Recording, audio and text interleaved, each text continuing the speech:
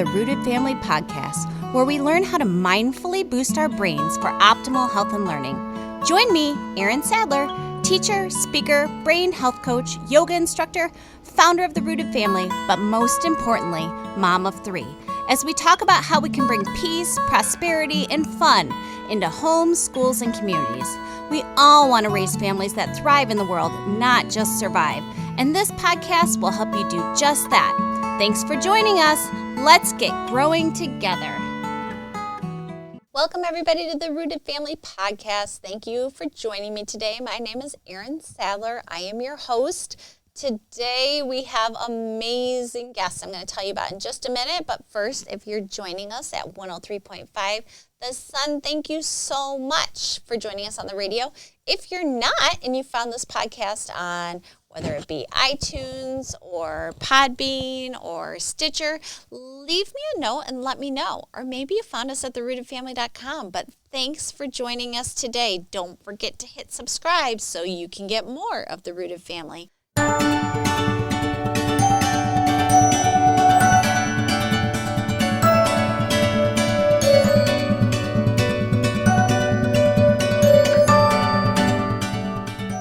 I'm so excited to introduce you to today's guest.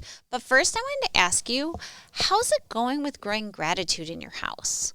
Do you wish your kids were more grateful for what they have and all that they get to do? Do you wish your kids would feel a bit more content and not always be asking for more? And while we all want polite kids, is throwing a conditioned thank you the same as really feeling grateful? Gratitude is like a vitamin for creating happy, healthy, successful, peaceful, connected kids that are also kind. It helps their brains and bodies. So, how do you get the feeling of gratitude into your kid's brain and boost morale, peace, calm, and happiness in your home? I'll tell you how. I did it right along with many families and teachers. I use the fun, creative, inspired activities and Be Grateful, 21 gratitude boosting activities for families. There's so much family bonding in these activities that are simple and easy to use. They'll have you laughing, connecting, and feeling more grateful almost immediately. You want happier kids? Science says boost gratitude. Want to reduce your child's stress and anxiety level? Science says boost gratitude. Want more resilient kids? You got it. Boost gratitude. Smarter, more empathetic, kids who sleep better? Science all points to gratitude. Want to turn your family into one that seeks out the positive even when it's hard to do so? Like when plans change, when dinner falls squarely on the gross list, when they didn't make the team or their friend can't make the party? Then head on over to therootedfamily.com and grab Be Grateful and get that gratitude growing. My mission is to help all kids and families develop an active practice of gratitude they can carry for the rest of their lives. Their brains deserve it.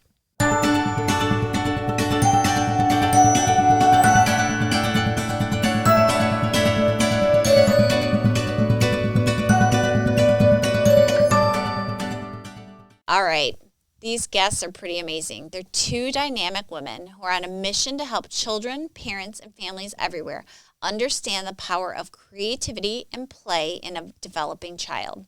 I'll tell you who they are in just a minute, but I want to take a minute to speak to why we need to stand up for more playtime in our kids' lives.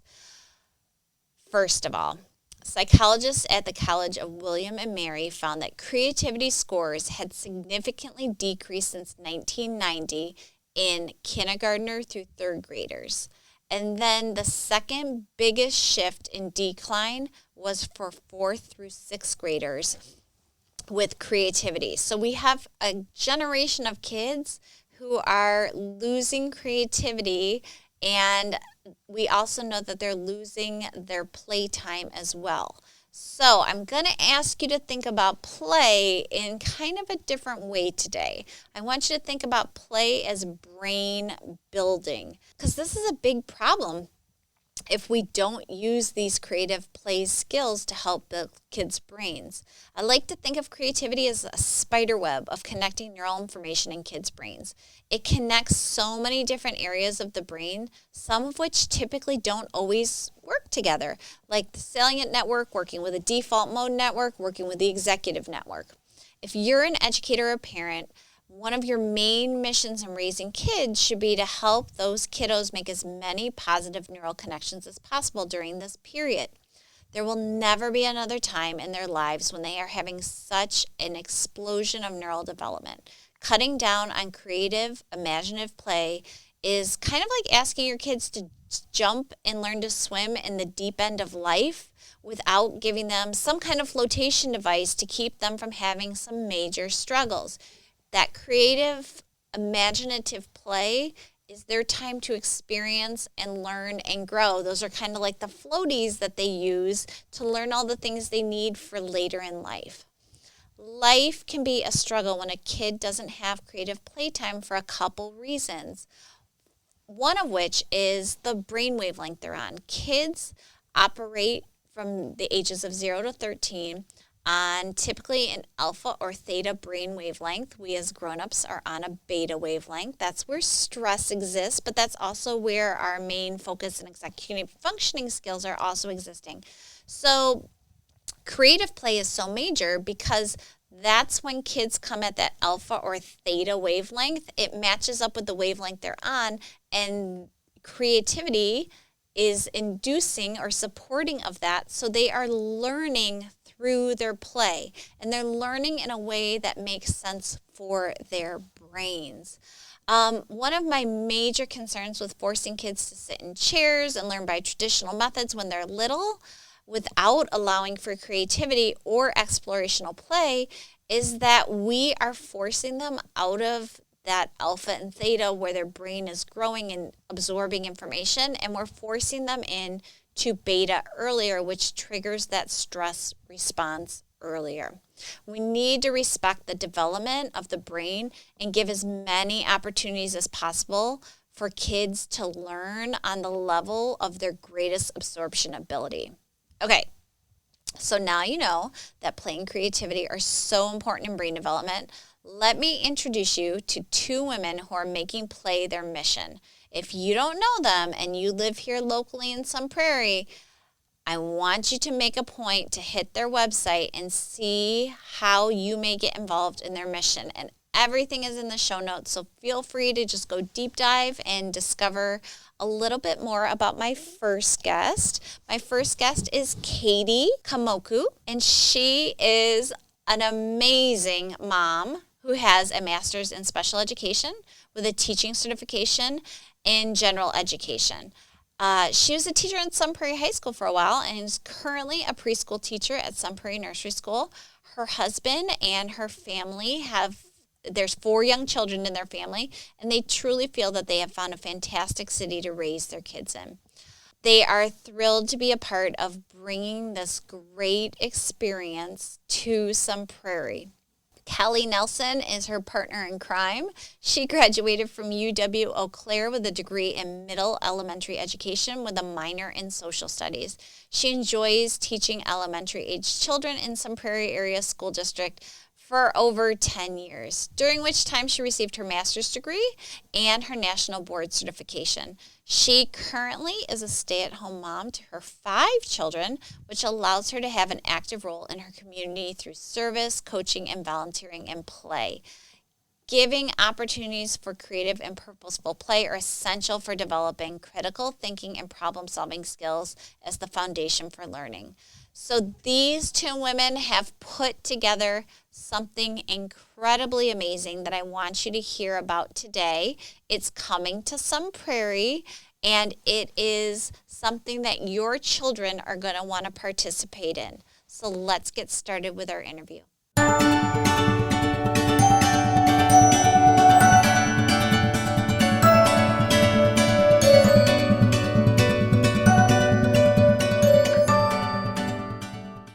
Hey everybody, welcome. I have Katey and Kelly here with me today. Hello. Yeah, hi, so nice to have you guys. Now, I know that the stars must have aligned for us to be here because between all of us, we have 12 children. Yes. And the fact that nobody barfed on us this morning and nobody is currently having a meltdown as far as we know, all of our children are being taken care of, and we didn't have to take anybody to the emergency room last night, I would say the stars align there. Yeah, the day is young. At least the podcast is getting in. Yes. Everything, whatever else happens after this, because the other thing is all of our kids have off of school today. So that's a whole nother layer of trying to organize children and where they need to be.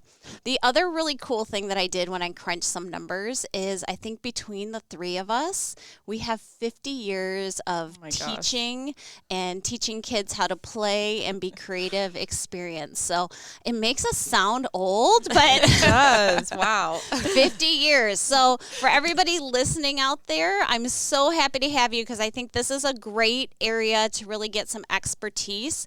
And what we're seeing today is we're seeing kids have less and less creative time and imaginative play time, and sort of what I talked about in the intro when I cited some of those resources and statistics is we're not having as much imagination time. So that's why I have these two guests here today because they will do an amazing time of talking about this.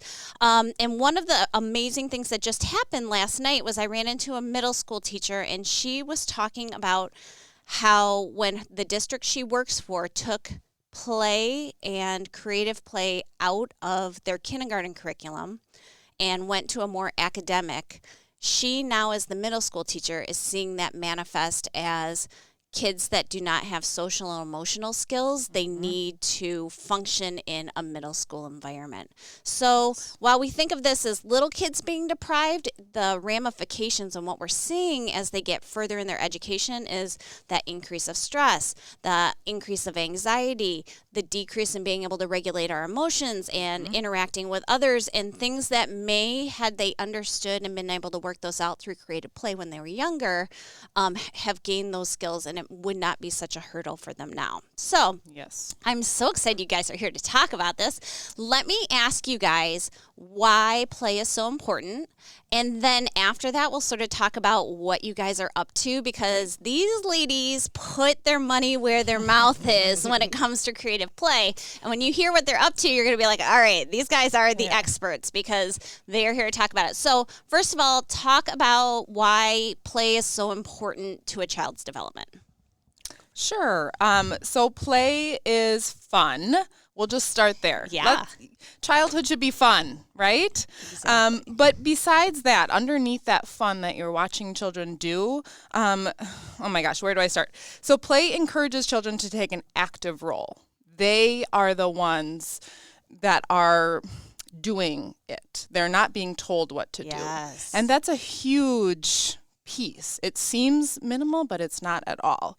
So they're taking an active role in that learning environment, and they're being engaged in meaningful information. In doing those things, they're often interacting in a social context, like you were saying. Yeah. They are building those social skills of how do I navigate this other person in my play space? Right. And that's marriage. Yeah.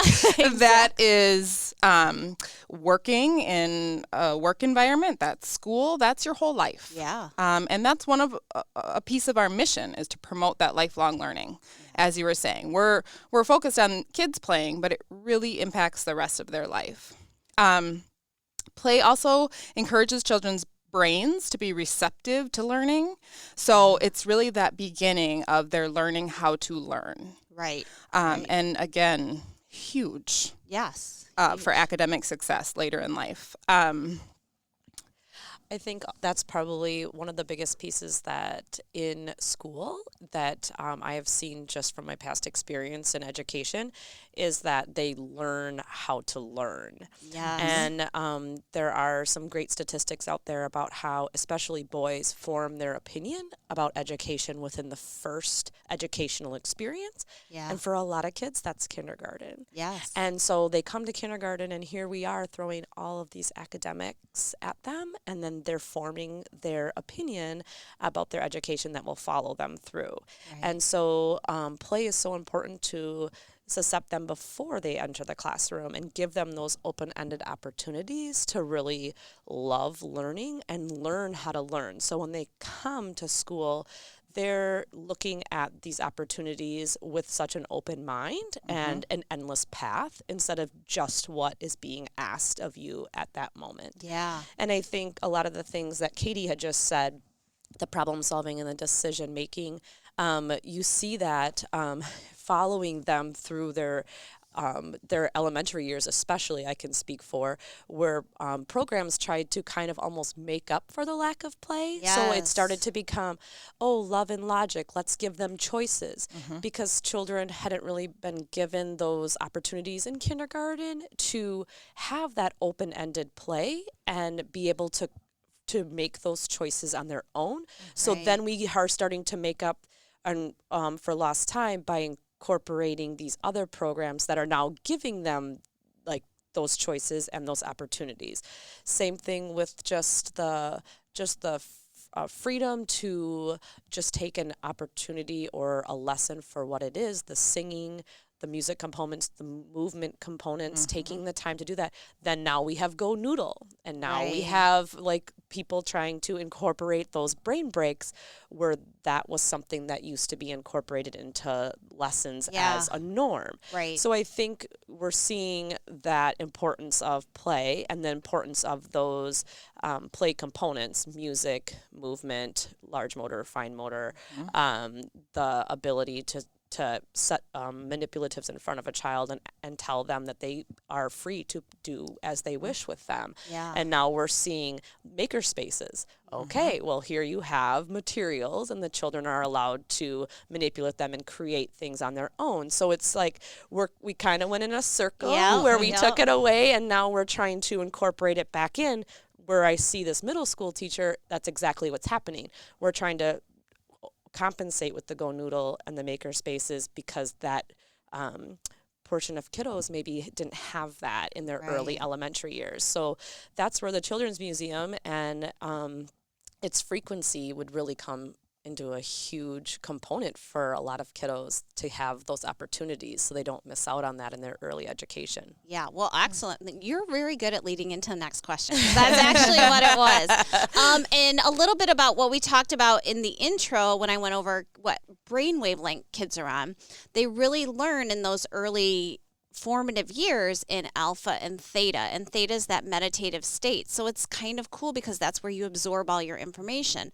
And we're asking kids when we shove the academics down, we're asking them to go into beta when they're not ready to go into beta. And we shouldn't be asking them to go to that one because we are limiting their ability to take in the knowledge that they need through play. And we're asking them to do it our way when that's not how their brain's wired. Exactly. And that's why that creative play is so important. Okay, so Kelly, thank you for bringing it up. So tell us what you guys thought, we're going to hatch a plan, which I think it's amazing. So tell us what your big adventurous plan is. Oh, yes. We have lots of big plans. Well, our overarching big goal is to bring a medium-sized children's museum to Sun Prairie. Okay. So for those who are unfamiliar, yay! And it's will be in Sun Prairie, and we're both Sun Prairie residents. We're very proud of this community, and we feel like it's a great place to raise our families. But we also want to invite all communities to come visit the museum. There's lots of smaller communities around this area that, of course, we want to welcome with open arms too. Yeah.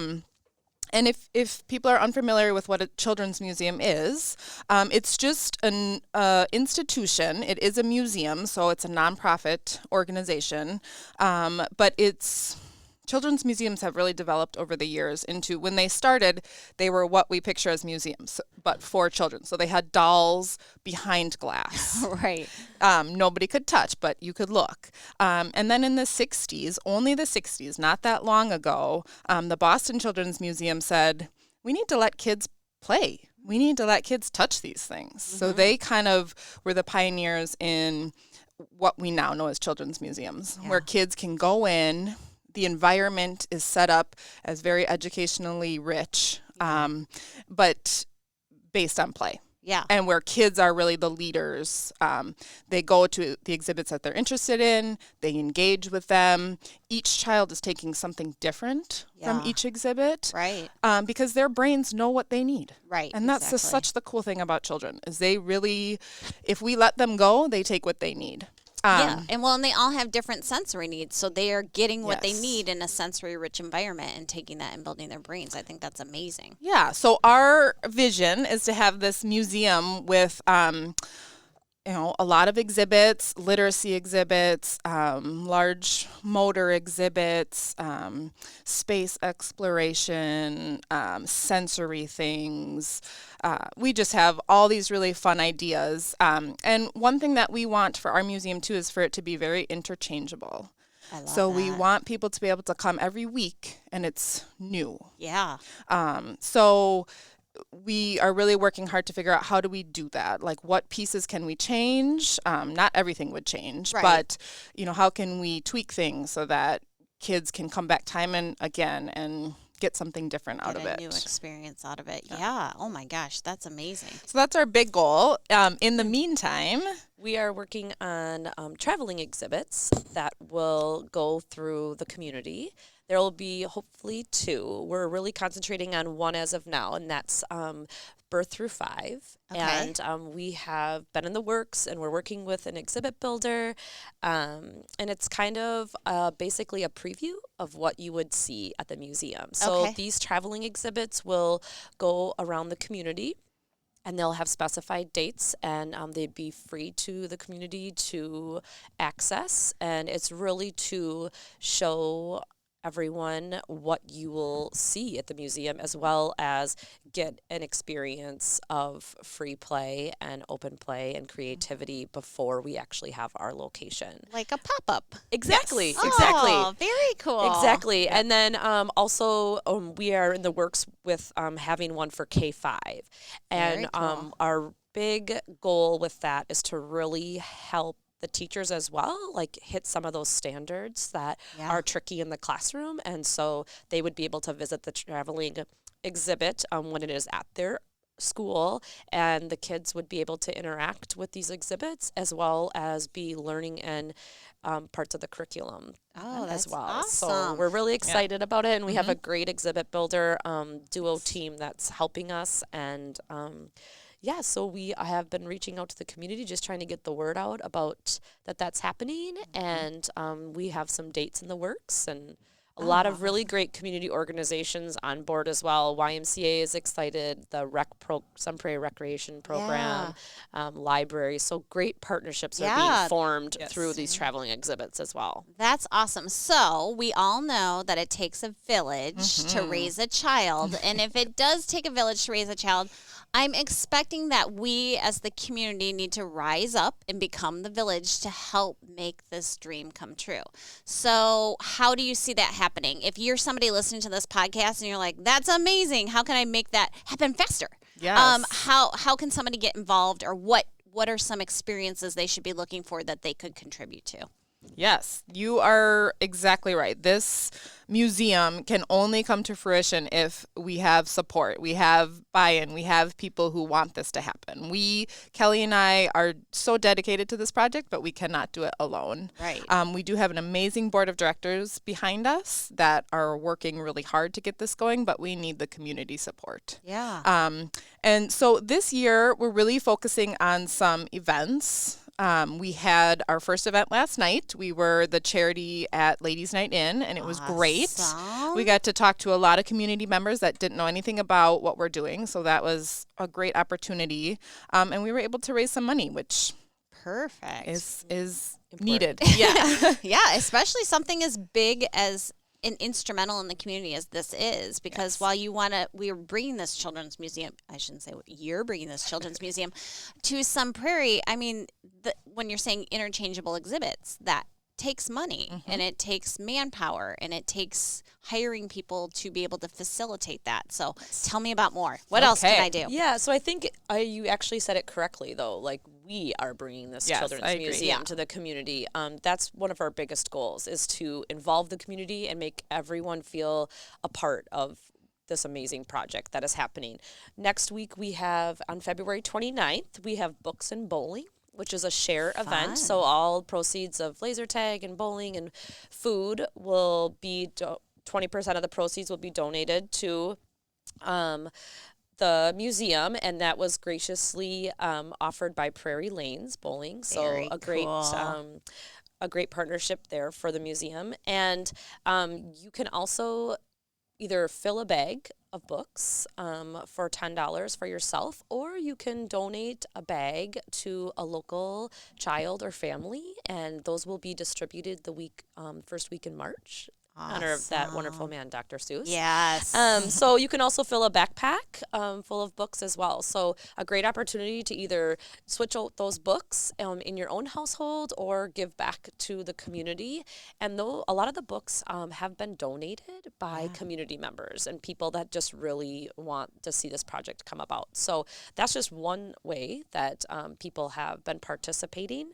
And I love that too, because we were just talking about ways kids can give back, because there are a lot of limiting ways for age groups that kids don't always have the opportunity to give back to their community. Right. And where do we seek that? We've talked about that with when Nicole Mall was on. We talked about Box of Balloons. But this is a way that your kiddo can take a bag and go through and pick things out and donate them. In fact, there's a big note on my kitchen counter this morning since the kids don't have school. I'm like, when I get home today, that's what's on our game plan to do, because we have so many books that we can donate. So Yeah, and at the book sale, we will have board books, picture books, early readers, young adult, and all the way through adult. So it's really a book sale for everybody. So even if you don't have kids, we would love you to come and check out the book selection. You don't have to bowl if you just want to come do the book sale too. And Trek also graciously donated 2 bikes for us to raffle off. love that. So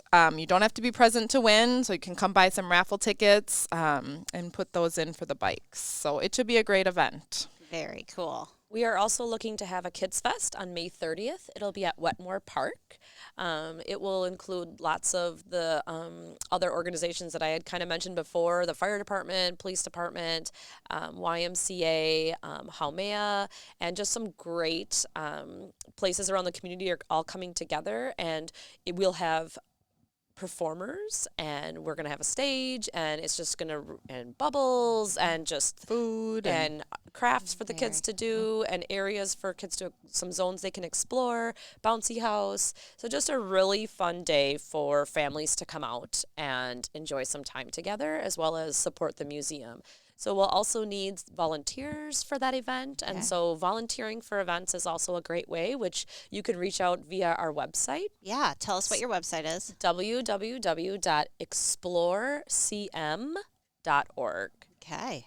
So people can reach out for our newsletter or to volunteer, or if they're interested in donating, or they have another gift that they're willing to offer, some sort of service or knowledge. We are open to all facets of ways people can be involved. Okay, and I will put all the information in the show notes. So if you're just go to therootedfamily.com and you find this podcast, and then all the information on how to contact these ladies in case you're driving around and you don't have don't grab a pencil.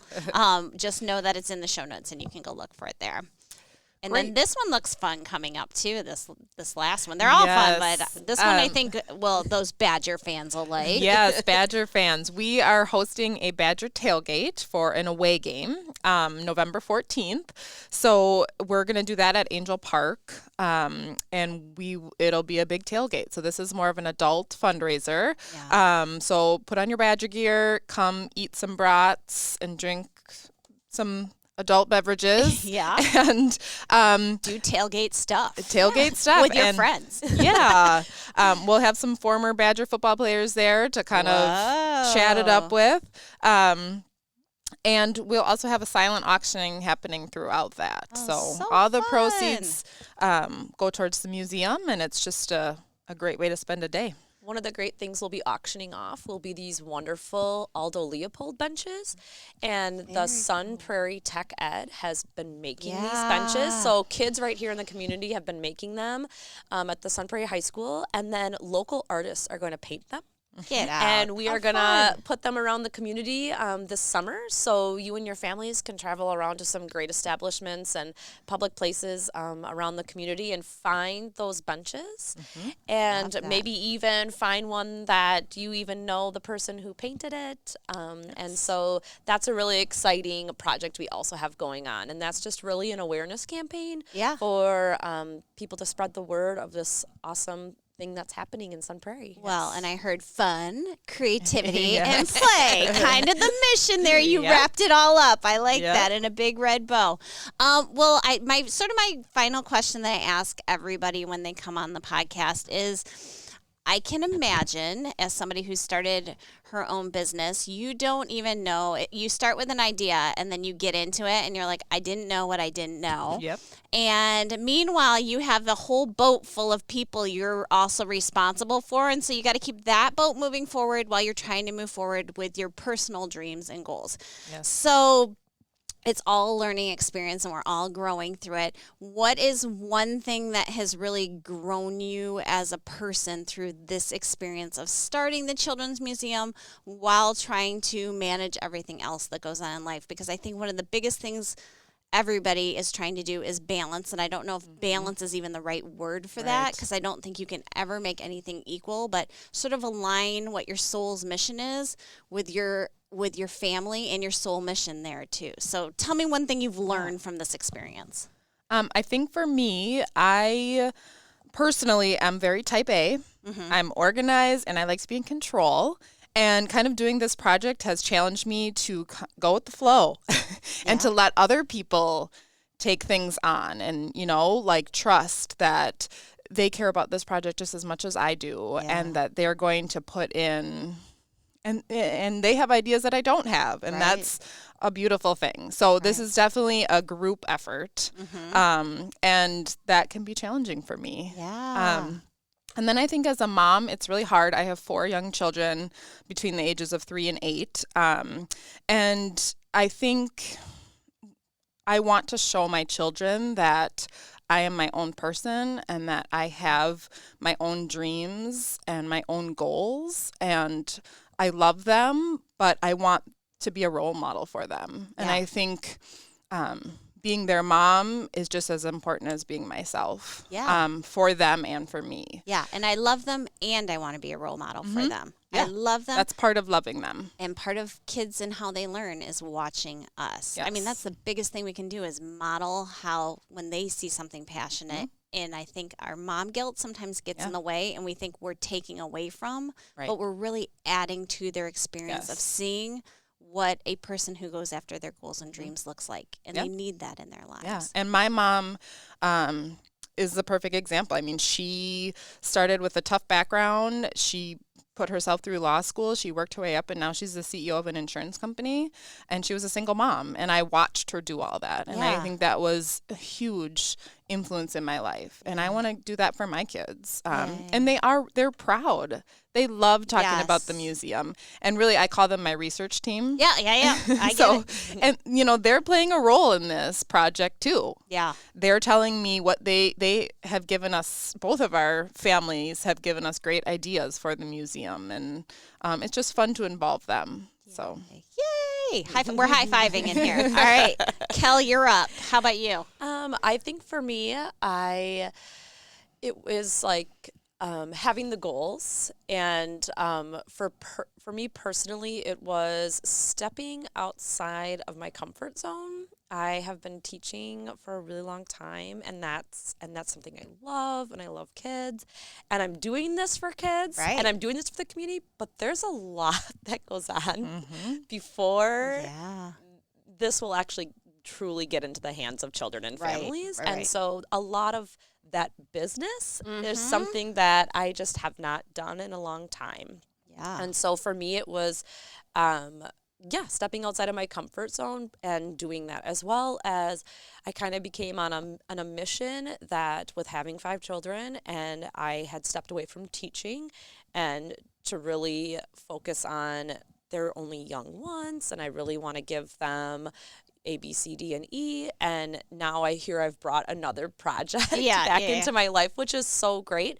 But just keeping that focus. Yeah. And so that was my word for 2020 was focus. Yeah. Whether it's working on the museum or being at home or if I'm at a basketball game, it's just focusing at the task at hand, Yeah. focusing on what is important for me at that time. And I also do believe my parents also started a business when I was younger, and I saw them work as a team. I saw them work hard. I helped with that, and I saw their dream come true and see their successes from their hard work that took time to do. Yeah. And so I think that my children are also learning that lesson, and they're also older, so I can have conversations with them when they say, like, what are you doing? And I'm telling them, and I'm working alongside of them, or what's your idea? I'm involving them. And so they're really feeling part of the process. And with that, though, doing things alongside, I've had to really personally pare down my clutter. Yeah. So whether it's my mental clutter, So streamlining. yeah, exactly. Even just I've just like kind of taken it to a whole spot in my, whether it's my house, like paring down, whether it's our family activities, we're paring down, and we're really just trying to stay focused. Simplify. Yep, exactly. So more family dinners, less activities, more conversations, less technology, just all of that has been just kind of what's come out of this, which is all really positive. Amazing. I hear lots of mindful awareness, which is what the Rooted Family is all about. Well, I just want to say thank you both so much for being here, and I'm so grateful to you for bringing this to our community. As a little thank you, I'm going to give you both a copy of Be Grateful, the 21 Family Gratitude Building Activities, so you can take that home with you. But I just want to say thank you so much, and again, I will have all their information at the bottom of the show notes. Your job, if you're listening, is to go find out how you can help these ladies make their dreams come true. Yes. Have a great day, everybody. Thank you so much. Thank you, Erin.